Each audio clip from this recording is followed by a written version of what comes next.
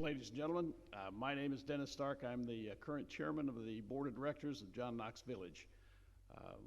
Welcome. We're glad to see you, and I understand that this is going on over NBC or CBS, one of them, I'm not sure. So I have to be careful of what I say, and I should have been taller, you could probably tell, but my chief responsibility today is to introduce our board of directors that are here in attendance. First of all, we have the Honorable Bill O'Connor, who is also your vice mayor, Paula Kelton, and I should tell you too, Greg Lafitte is our treasurer. One of the prominent local CPAs in town. Of course, Bill is our vice chairman. We haven't conned Paula into doing anything yet, but she's kind of like the base that we all go with, because she knows more about all the stuff than all the rest of us put together. So without further ado, welcome. And I'm going to introduce Joe, Mr. Joe Trainer. Good afternoon. How's everybody? Now, I am going to be brief because you get to see more of me tomorrow. Every quarter we get the opportunity to recognize employees for years of service. We recognize them for 5, 10, 15, 20, and this year, and this time, 25 years of service. So all the employees that we're going to mention up here are employees that stuck through the pandemic with us, went through the hard times, and really showed their value to the organization, and they are irreplaceable. So we thank them for their service. We thank them for the things that they do. Yeah, but do I not have control here? Apparently not, right? It looks like he's in control. All right. For years of service. For 5 years of service, we have Tammy Aguiar. She's a CNA at Majestic Oaks. Hannah Bailey. She's a marketing assistant. Denise Coney. She's Majestic Oaks occupational assistant. Joy Donovan. You all know Joy, right? She's stationed over at the clubhouse. She's the executive assistant. Brookline Fostun. She is Oakview personal care attendant. Shannon Finley. She's running the controls back there. She's marketing communications. Karen Legg, Majestic Oaks CNA. That is 5 years of service.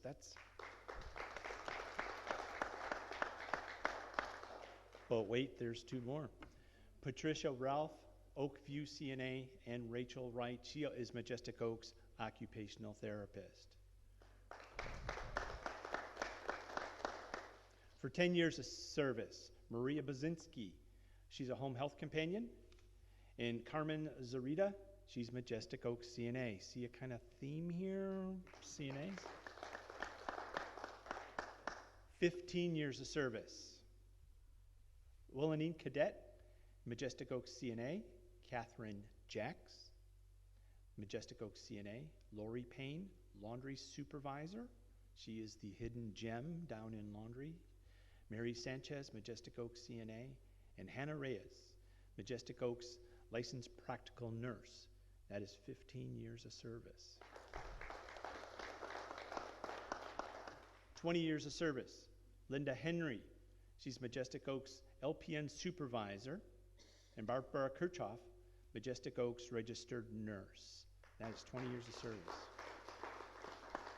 Wow, to get a nurse to stay any place for that long is a miracle in and of itself. And for 25 years of service, Raymond Schneider, he's a cook. 25. So when you see him, I know he's cut his hours back a little bit. He's kind of gone part-time. He's semi-retired. Please congratulate him on 25 years of service. That said, at this particular time, we're going to cover our financial audit presentation. Cynthia Pohl has been with us just about 15, 16 months. She is the CFO for John Knox Village. We are thrilled to have her. I'm going to tell you a really quick, funny story about this. And it is not to embarrass her, it's just this is the type of impression that she left on the organization. We had 2 final candidates for the CFO position. Cynthia was one of them. We took it to the board, and it was a difficult decision, but we decided to go with a CPA. However, and you can watch her face, I told her, don't get comfortable, because if something changes, I'll call you. Well, something changed, and I called her. And she was willing. We came and she met with me, and she was willing to come back to our organization. Now, I am hoping she decides to retire here, so we don't have to go through that. We are thrilled to have her as our CFO, and she's doing a phenomenal job for us. So with that, is that a big enough build-up for her? Cynthia Pohl.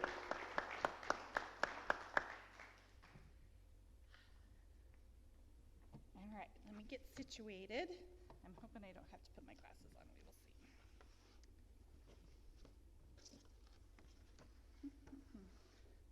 So we're controlling it off of the keyboard?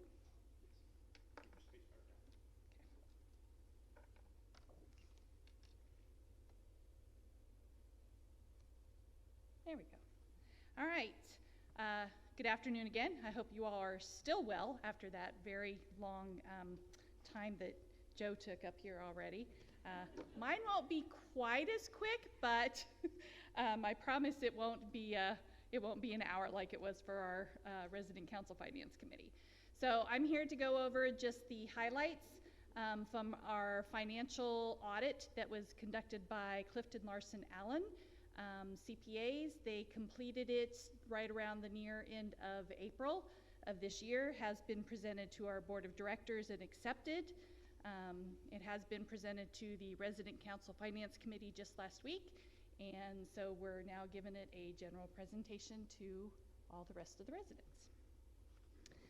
All right, first couple of slides, and most of these slides are actually snapshots taken directly from their audit report.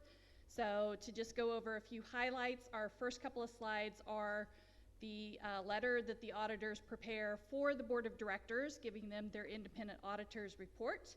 And the main thing I'm going to point out on this slide is the important paragraph highlighted in blue, which is their statement of opinion, which states, in our opinion, the financial statements referred to above present fairly in all material respects the financial position of John Knox Village of Central Florida as of December 31st, 2022 and 2021. The results of their operations, changes in net assets, and their cash flows for the years then ended in accordance with accounting principles generally accepted in the United States of America. So accounting principles according to GAAP. And the next page is more in the report, a couple of highlights.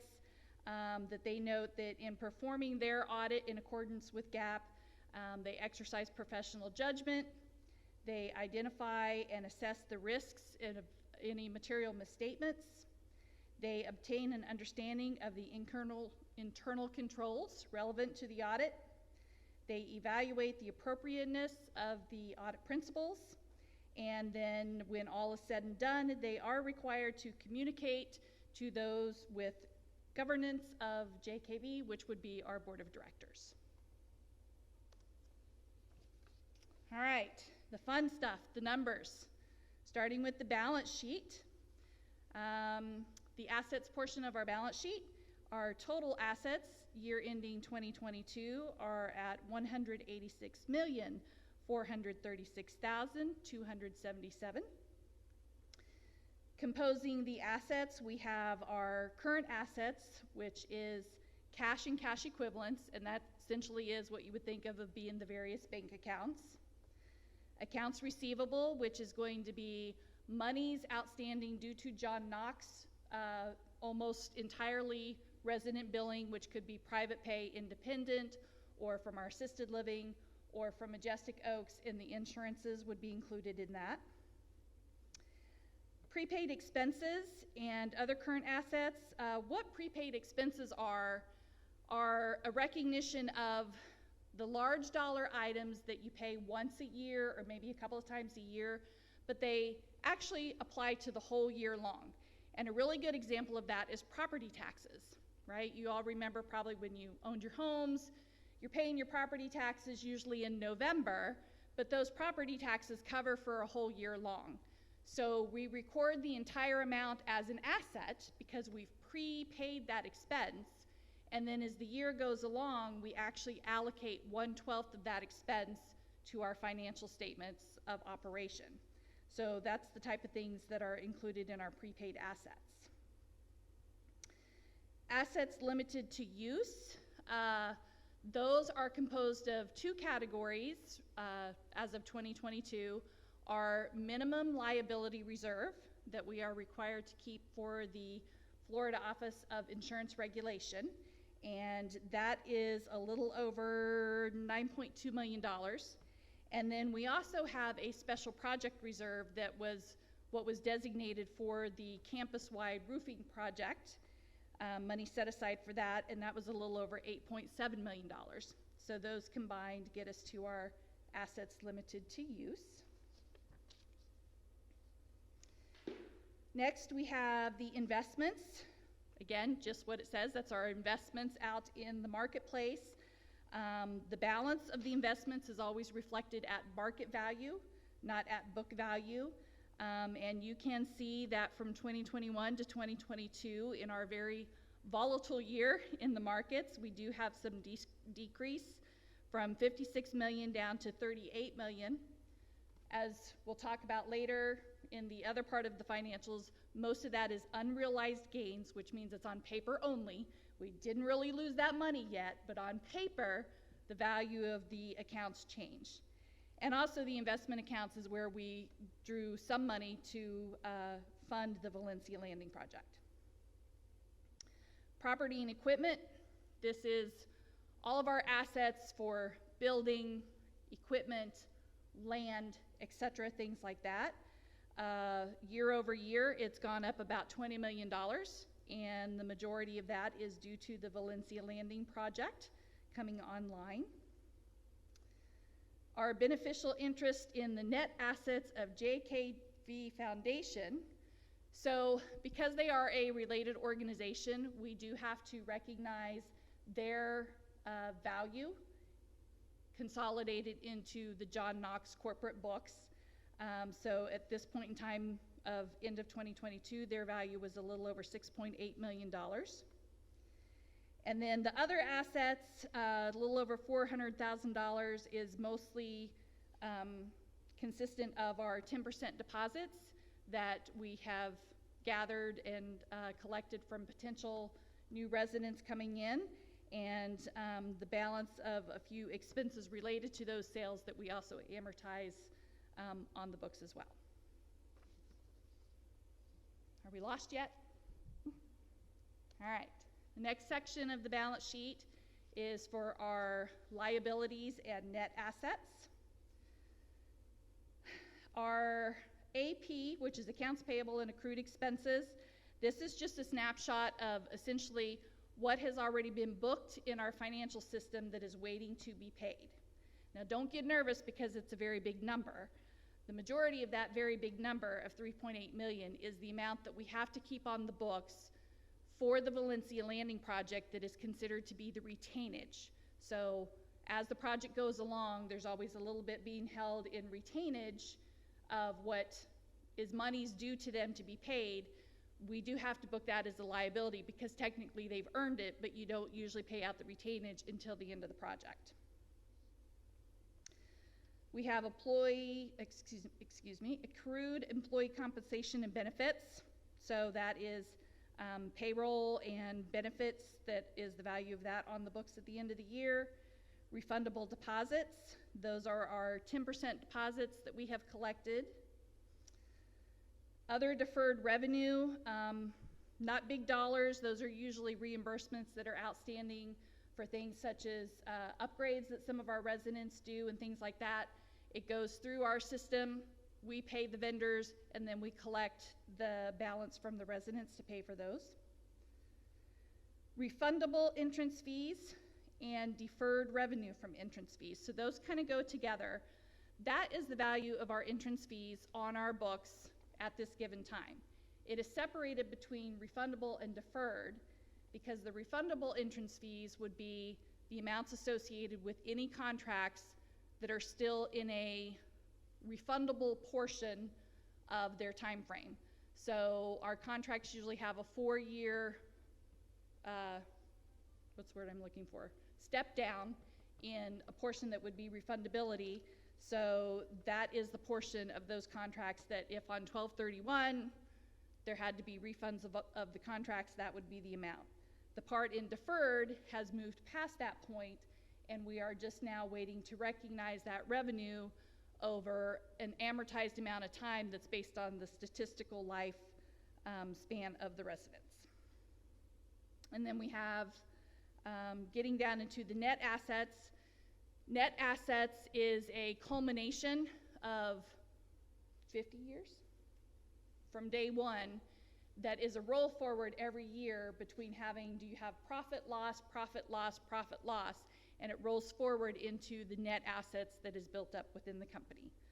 So we get down to total liabilities and net assets, also balancing to $186,436,277. All right, next section, statement of operations and changes in net assets. Some of you may be familiar with the term of an income statement, so it's essentially the equivalent of an income statement. So the first section that we're going to review through is the revenue. For revenue, operating revenue for the year 2022, $43,765,587. In this revenue, you can see the categories: healthcare, resident services, the amortization of the entrance fees. So that's again where we're going to take a portion of that deferred revenue that's on the assets of the balance sheet, and we're going to recognize that into the statement of operations over time. We have investment income. That is realized, and most of that is actual interest earned from the investments. We have food service revenue, which encompasses any revenue associated with any of our food programs, activities programs. Sometimes residents have special functions that is above and beyond what would be included in your monthly service fee meal plan portion. Other revenue, provider relief funding, is zero for 2022. That is monies that was associated with the government relief programs from the COVID-19. So in 2020, there was monies received for that program. In 2021, there was monies received with that program, but then the program ended. No funds were received in 2022. And next year, we won't even see that line item on our audit because it will drop off completely. There won't be any for 2023 either. And then other revenue is kind of a catch-all: transportation, laundry, internet, resident upgrades. We did have a donation from the foundation in 2022, which kind of was a bulk amount in that. That was the portion that they contributed for the library and gift shop renovations. All right, oops, sorry, how do I go up? Just up, page up? Yep. That was my turn of page, not slide turn. All right, the expenses. Total operating expenses for 2022 are $39,835,630.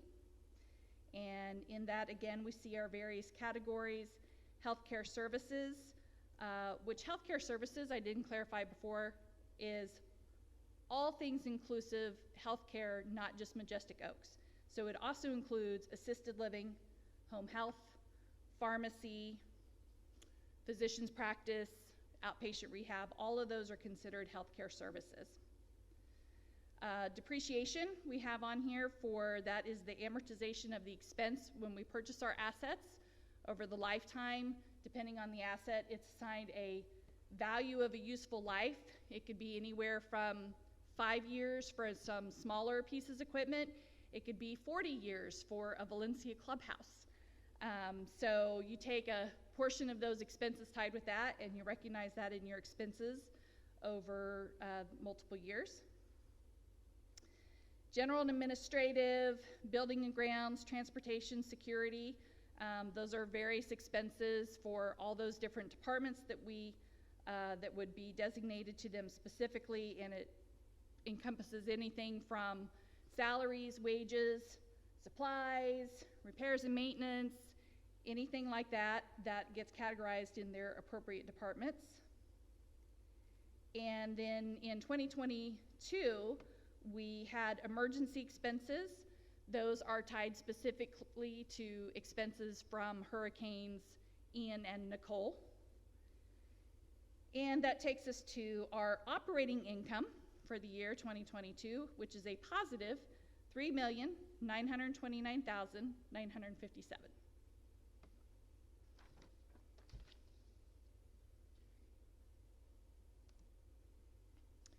Next section, still in the statement of operations, starts getting into the non-operating type functions and pieces of the report. So again, starting with our operating income at the $3.9 million, we had non-operating loss, which is where we're recognizing a couple of different things. The other income that we had for both years, actually, were the proceeds coming from our insurance claims for the roofing projects. And then the changes in unrealized gains, that's where we're seeing the value of the investments in the market. And we can see that that was a negative little over $8 million for the year, that it was a down market overall over year. So on paper, remember, not actual in the bank, but on paper, we had some losses on the investments. So netting those together, you get a excess or deficiency of revenue under expenses of $1,213,225.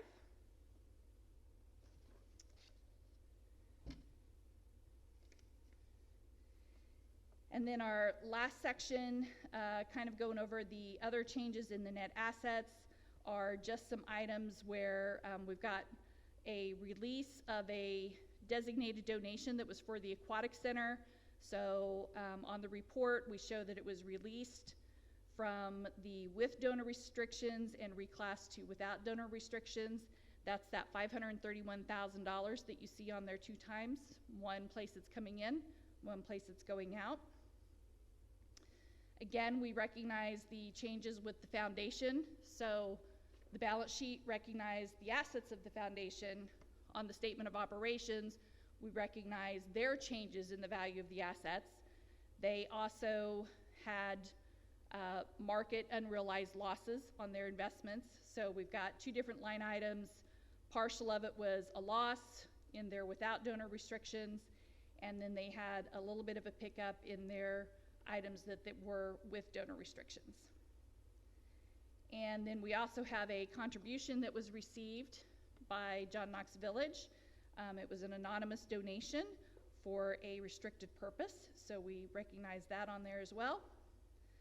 So that takes us to our net change in assets of minus $2,239,147.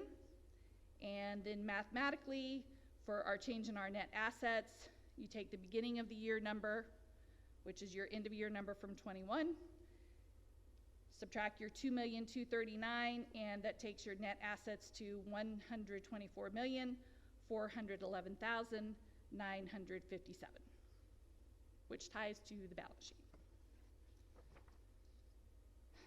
Okay, so that was the fun with the numbers. The next handful of slides are just to kind of go through their CLA's reporting information that they also present to the board with their report of the audit. So this is mainly just to highlight their audit communications. Again, these are items that are taken directly from their report to the board of directors. So first, they identified that there were no significant events or transactions for the year of 2022. And audit adjustments, they did make 2 audit adjustments that were associated with the Valencia Landing, the retainage amount, which I just spoke about, was booking that to the liabilities, and the associated other side of that with the investments, and noting that there were no past adjustments, meaning that there wasn't anything from the financials that CLA recommended that we should book that a decision was made not to. So there was none of that, no past adjustments.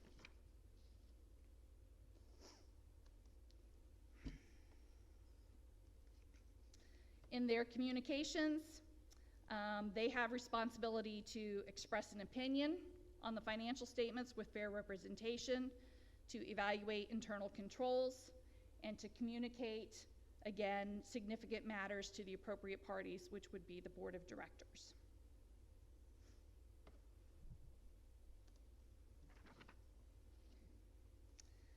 Still in their communications, highlighting that in accounting policies, there were no significant changes. Accounting policies were deemed appropriate and no unusual transactions occurred. In accounting estimates, they reported that estimates, any place where estimates were needed to be used, were deemed reasonable, and no management bias was indicated. And if there were any estimate uncertainty, it would be disclosed in the financial statements, in the notes, which there was not. And then they have highlighted some significant disclosure sections, 1, 2, 3, 4, 5, 6, 7 different areas out of their notes that they are highlighting. Their first is in their, again, their significant accounting policies. This is in a section where they are reviewing obligations to provide future services, any subsequent events that may occur, anything associated to clarifying what our income tax status is, which John Knox Village is a nonprofit, so we don't file income tax, but we do file a 990 business return. This is where they also talk about advertising cost, fair value measurements, reclassifications, and any new accounting standards that may have come into play. Note 2 for the revenue recognition. This is a description where they're just talking about how revenue is recognized for John Knox. John Knox is a accrual-based accounting organization, so our revenue is recognized as we earn it, not when we collect it. Is kind of one of the big things there. It also talks about participation in Medicare and Medicaid programs and amortization of entrance fees. In note 3 for liquidity and availability, they have determined that as of 12/31, that John Knox Village had a working capital of $7.1 million and an average days cash on hand of 625 days. And the financial assets available for general expenditure, meaning within 1 year with no restrictions, was valued at $59.5 million. Note 4 in investments in assets is where they go through detailed information about the composition of our assets of our minimum liability reserve, our board designated funds, which was the roofing replacement, the investments, and the investment income. Note 5 for property and equipment is a detailed explanation and description, again, of those assets. As of 12/31, the total property and equipment was valued at $109,372,248. It includes the construction in process for Valencia Landing. And in Valencia, let's see, we notated in 2022 that Valencia Landing had placed in service by the end of the year the aquatic center, the clubhouse, and 26 of its villas. In note 10, commitments and contingencies, topics that they discuss here would include any credit risk they feel may or may not exist to John Knox, especially when we participate in government programs of Medicare and Medicaid and other third-party insurances. There's always a little bit of risk associated with those funding sources. But historically, we've not had any significant or uncollectible losses, so we are determined to be low risk. More information about the Medicaid, Medicare programs is discussed here, about how we are always subject to their laws and regulations. They determined that we have no pending threats or investigations from those sources, and that we are subject to any future reviews and regulations from them. Still in Note 10, they discuss our minimum liquid reserve, our minimum liability reserve. Again, that is required by the Florida Office of Insurance Regulation that we are required to keep. They talk about our professional liability insurance. It's just a summarization of our insurance policies that we keep and that we're required to keep, including the professional liability. We also have general liability on our property, auto liability, directors, officers, employment practice liability, and workers' comp insurance policies. It's where they review any legal matters that may be currently ongoing for the organization, and also where they discuss employee health and dental insurance. And our program, John Knox, is a self-funded health insurance for our employees. It's administered by a third party. Note 11 is a category called functional expenses. This is where it's a process of taking all the expenses identified on the statement of operations in our operating expenses and assigning them to a functional category, essentially determining, are they expenses related to providing program and resident care services, or are they considered general overhead administrative type expenses?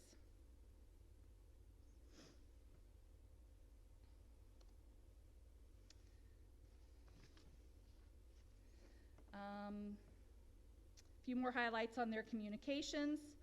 No difficulties were encountered in performing the audit. No other findings or issues were discussed with or communicated to management.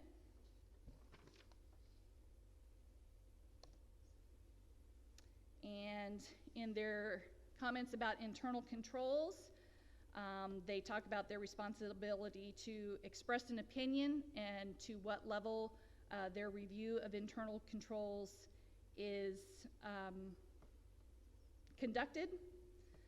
They give definitions on if they were to find any issues, if anything would be considered a material weakness or a significant deficiency. And their results are no material weaknesses identified.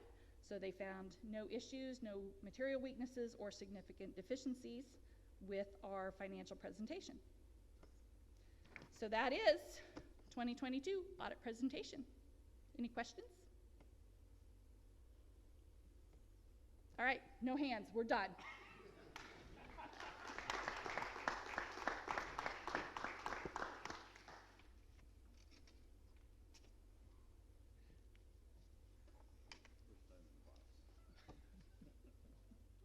I know. Take a breath.